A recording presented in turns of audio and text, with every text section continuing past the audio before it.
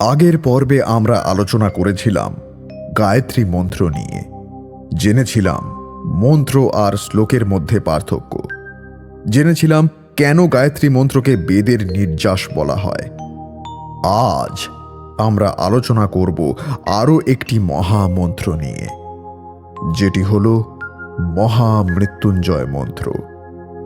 এই মন্ত্রটিও ঋগ্বেদের মন্ত্র, কিন্তু ঋগ্বেদ ছাড়াও যজুর্বেদ এবং মার্কণ্ডেয় পুরাণে মহামৃত্যুঞ্জয় মন্ত্রের উল্লেখ আছে।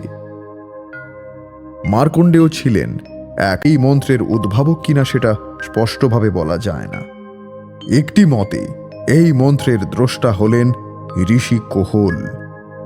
আরও একটি মতে স্বয়ং মহাদেব এই মন্ত্র ঋষি শুক্রাচার্যকে দিয়েছিলেন।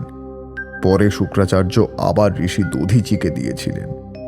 যাই হোক, এবার মূল প্রসঙ্গে ফেরা যাক। মহামৃত্যুঞ্জয় মন্ত্র একটি সর্বরোগ হরণকারী মন্ত্র। এই মন্ত্রটি ভগবান মহাদেবকে স্মরণ করে রচিত। এই মন্ত্রটি জপ করলে মানুষ সব অশান্তি, রোগ, পীড়া ও ব্যাধি থেকে মুক্তিপ্রাপ্ত হয়।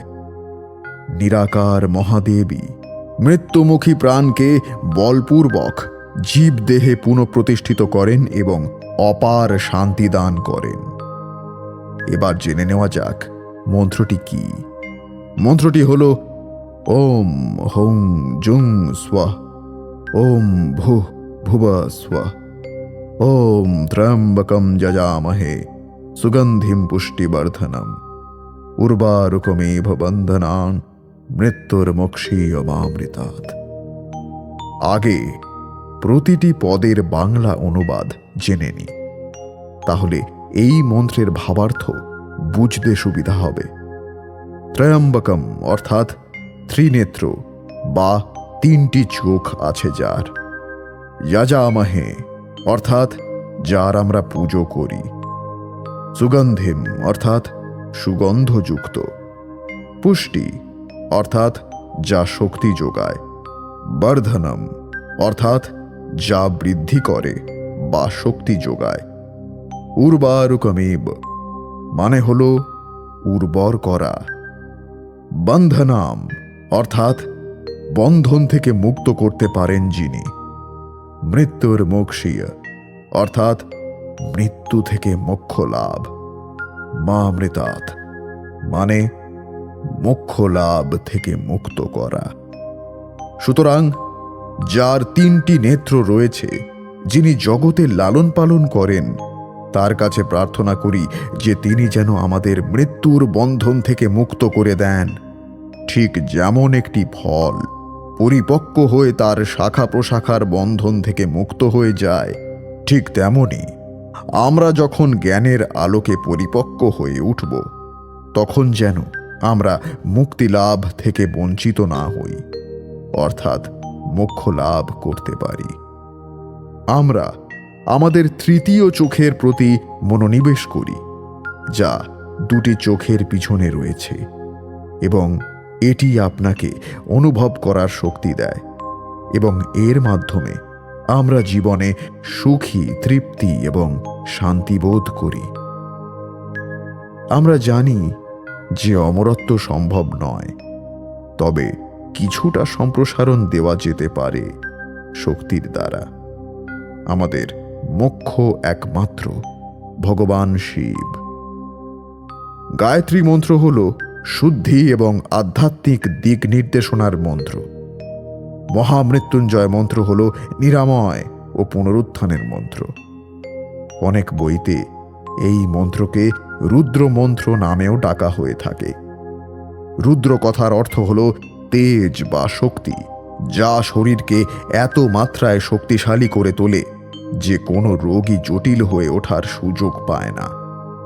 অনেকে মনে করেন দেবাদিদেব শিবের তেজের কথা মাথায় রেখেই বহু মুনি ঋষিরা এই নামে ডেকে থাকেন এই বিশেষ মন্ত্রটিকে।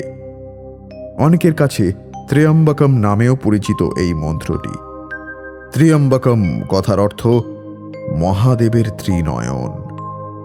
এখানেই শেষ নয়, মহামৃত্যুঞ্জয় মন্ত্রকে অনেকে মৃত সঞ্জীবনী মন্ত্র নামেও চিনে থাকেন। পৌরাণিক মতে মহাদেবকে প্রসন্ন করার জন্য মহামৃত্যুঞ্জয় মন্ত্র জপ করা সবচেয়ে ভালো উপায়। গভীর রোগ, সংকট, বাধা দূর করতে এই মন্ত্রকে কার্যকরী বলে মনে করা হয়। নিয়মিত এই মন্ত্র জপ করলে মানুষ দীর্ঘায়ু লাভ করতে থাকে। এছাড়াও মানুষের কিছু গ্রহ দোষ দূর করতেও মহামৃত্যুঞ্জয় মন্ত্র জপ করা খুবই উপযোগী। এই শিব মন্ত্রে নিহিত শক্তি অকাল মৃত্যুর ভয়কে দূর করতে পারে। জন্ম ও মৃত্যু দুটোই খুব স্বাভাবিক। আমরা সবাই জানি যে প্রকৃতির নিয়মে একদিন মৃত্যুবরণ করতেই হবে, কিন্তু তবুও মৃত্যু ভয় আমাদের ছেড়ে যায় না। এই মন্ত্র জপ করলে মৃত্যু ভয় থেকে মুক্তি পাওয়া যায়। ঈর্ষা, লোভ, ক্ষতির ভয়, নিরাপত্তাহীনতা এছাড়াও অন্যান্য নেতিবাচকতাগুলি আমাদের জীবনের একটি অংশ, যা আমাদেরকে প্রতিনিয়ত হত্যা করে।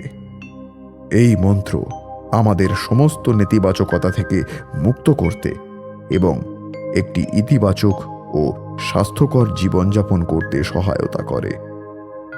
মন্ত্র কোনো ভেলকি নয়, মন্ত্র কোনো জাদুও নয়। এর নেপথ্যে যথেষ্ট বিজ্ঞান ভাবনা রয়েছে। কোনো মৃত্যু পথযাত্রী মুমূর্ষু রোগীকে এই মন্ত্র শোনালে তিনি জীবন ফিরে পাবেন না। মন্ত্রের ফল পেতে নিজেকে সেই মন্ত্র উচ্চারণ করতে হয়। মনোনিবেশের সাথে সঠিক উচ্চারণ তৈরি করে শব্দ তরঙ্গ, যা শরীরের বিশেষ বিশেষ কুণ্ডলীকে কম্পন যোগায় এবং জাগ্রত করে।